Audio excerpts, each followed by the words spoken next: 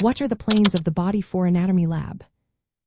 If you are curious about how medical students learn to navigate the human body, understanding the planes of the body is essential. These planes help in studying anatomy and are used frequently in anatomy labs during the first and second years of medical school.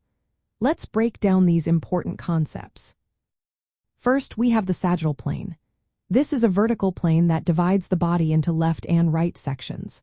When it cuts the body right down the middle, it is known as the midsagittal or median plane. This creates two equal halves. If the plane is off-center, it is called a parasagittal plane. This plane is particularly useful for examining paired structures, like the lungs or kidneys, which can be different on either side. Next up is the coronal plane, also known as the frontal plane. This vertical plane slices the body into anterior, which is the front, and posterior, which is the back. It runs from side to side and is helpful for looking at how different structures relate to one another in the front and back of the body. For instance, it allows students to see how the heart is positioned relative to the spine. Then we have the transverse plane, which is also referred to as the horizontal or axial plane.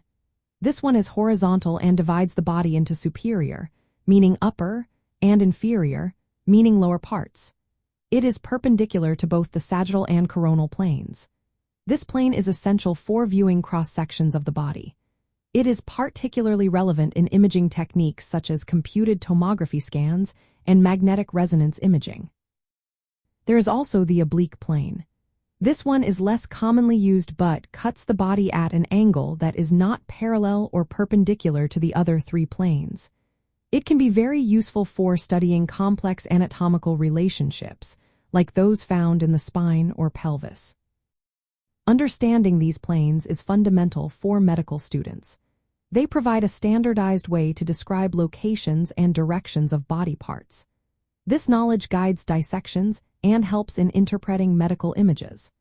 Mastering these planes allows students to visualize the three-dimensional structure of the human body and understand how organs and tissues are arranged in relation to each other. So, as you can see, the planes of the body are not just theoretical concepts. They are practical tools that help medical students navigate the fascinating world of human anatomy in their labs.